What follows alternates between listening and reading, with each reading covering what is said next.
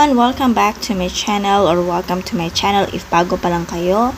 For today's video guys, it's another budget series, cash stuffing series guys, because today magka-cash stuffing tayo ng ating September paycheck number 2. Ako ay excited at the same time kabado guys, kasi I was thinking maybe yung paycheck na natanggap ko for today maybe not enough for our budget, kasi we have another unexpected expenses na naman for this payout. But still, I'm happy kasi meron na naman tayong income na dumadating. I'm still thankful and grateful for that part. Okay na yung medyo hindi or kulang man kaysa naman talaga zero or wala na talaga. So still thankful for that part.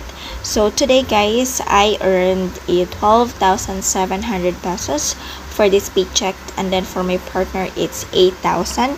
So yung total na income natin for this paycheck is 20,700. It's a little above to what I expected, kasi yung expectation ko was only 19,000. So thank you for that. And I have already like the savings and notes, expectations, and kung saan na yung mga segregation ng mga pera natin. Actually, just to share with you guys, meron tayong unexpected expenses for this month. I will be sharing it to you later on. Still, top priority natin is to pay off my debt guys. So yung part ng debt ko is 2,900. Yung utang dyan guys is para sa ating mobile phone na monthly ko for 12 months, and this is the one that I'm currently using, which is very worth it for the price itself. Since I'm using this for my vlog, I'm using this to shoot videos, I'm using this to create beautiful picture for my online selling and stuff like that guys. Siguro yung iba mapapatanong, why do you have to spend such an amount for just a mobile phone? One is because na-realize ko guys, if I really wanted to create beautiful videos, I really wanted to create a high quality video, I should be investing into a mobile phone, and not with the camera first, because one, with the mobile phone I can use to edit. Second is direct na siya from a mobile phone upload to my social media, and that's it. So we have also a VECO guys. Yung VECO natin, it's 1K each paycheck. Grocery is 2K. And by the way, for the grocery, we're still overspending at that part. I'm trying to keep within the budget. And then for our allowance, we are still in 3,500. So wala pa akong hindi ko pa siya nalalagyan ng increase, or hindi ko pa siya na allocate ng exact budget for the increase. So just to give you a background, allowance is for both the family, me, and for my partner. So it's an overall, but I guess for the 3,500 is still not enough, kasi I'm still like zero. Yun, parang zero na siya guys. And yeah, then for the gas, we have like 2,000, but hindi mo na ako maglalagay ng cash mismo sa ating gas, because what I'll do is, since yung pera ng partner ko is in our bank account, and it's from bank account ng Union Bank, which I do have the credit card, so doon ko na muna siya ilalagay in the meantime, because when I still the same lang naman, kasi yung gas namin is I swipe it with my card. So every time na magpipay na kami by the end, at least doon ko na lang siya kukunin at hindi na ako magka-cash stuff. Parking still 150, and then for the school it's 1K. So start na kasi ng classes guys, I have to allocate budget for that, for their miscellaneous fees, then ano pa ba, school supplies, or any requirements for them to pay something off. Yan. And then for the entertainment, I put in 200 guys because wala akong 70 dito, but yung budget is 270 each paycheck. And then for the vitamins, it's 300. Yung vitamins guys, we already have vitamin C here, but I'm buying my own Berocca. Promotion Berocca guys, because I believe na yung Berocca, it's something that boosts my energy whenever I drink it. Like hindi ako napapagod, and you know, we are mommies, every day marami akong ginagawa, so having a energy booster vitamins or any booster drink will be a really great help guys. Then I'm also allocating 1K for the medicine ng mother ng partner ko, because we're helping her out to about her meds, and I think that's about it. So later on, I'm gonna be showing to you guys how I'm paying off our credit card, so I will have a clip for that. So regarding with the unexpected expense for this month guys, yung unexpected namin is for the car maintenance. Actually, yung first na na-spent namin for fixing the car, it's 5,300, which hindi ko na ma-explain kung ano yon kasi hindi naman ako knowledgeable sa sasakyan. Tapos nag-spend kami ng oil, that's 837, and then another fee for fixing the car because we don't know the cost yet, so we're still trying to figure it out. So we spent another 2,800 for the materials plus the labor guys. So I think all in all, almost 10k yung unexpected expense namin for the car maintenance. Currently, yung pinapakita ko sa inyo guys is yung mga na swipe ko for my September credit card. So it's my own credit card tracker.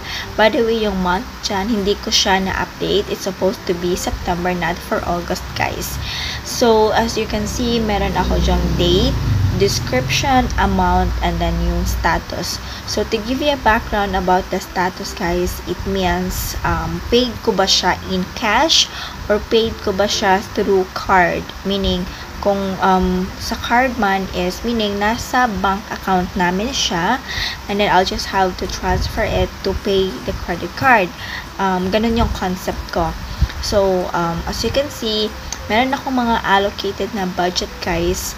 So let's say for example, for our school, I spent 850 plus 200, so that's almost 1k. So doon ko siya kukunin sa cash envelope namin na sa school to pay off what I swiped for this for the school category guys. Now let's say for the grocery naman na 2,000, and then another one, so dun ko naman siya kukunin sa envelope ng grocery to pay off kung magkano yung na-swipe ko for that credit card. So ganun ko siya ginagawa guys. And then ongoing, so chine-check ko lang kung ano yung mga na-swipe ko. So let's say for the gas, paid in cash, for the school supply, paid in cash, oil, and so on. Ganun ako mag-pay or magbayad ng aming credit card. So hopefully this one is very helpful for you guys. I know not everyone can do the same thing, the same practice that I'm currently doing, but just to share with you guys how I manage our credit card para hindi kami makapag-overspend, para hindi naman kami makapag-swipe ng mga unnecessary things. So the way I see this is that I'm able to manage talaga yung credit card namin, and so far so good. It's working for me, it's working for us, knowing that I can track down whatever I swipe, whatever I spent, and if I still do have money. So 1 year na pala akong credit card user guys, and so far it's okay, it's convenient for me. Second is it's very helpful Kasi I know kasi how to manage our own finances without overspending our credit card limit. So, hindi siya nagiging burden sa akin, kundi yung credit card nagiging convenient na for me. So, now, ang gagawin ko naman guys is mag-take down notes ng budget sa paycheck ng aking partner. So, yung sa partner ko guys, 8,000 nasa bank account namin siya. So, what I'll do is, I'll see to it na meron siyang allocated budget. So, yung 8,000, yung allocation niya is 2K for the gas budget namin, and then 2K for his pants. So, yung pants, nagpabili po kasi siya ng new pants that I swipe for my credit card.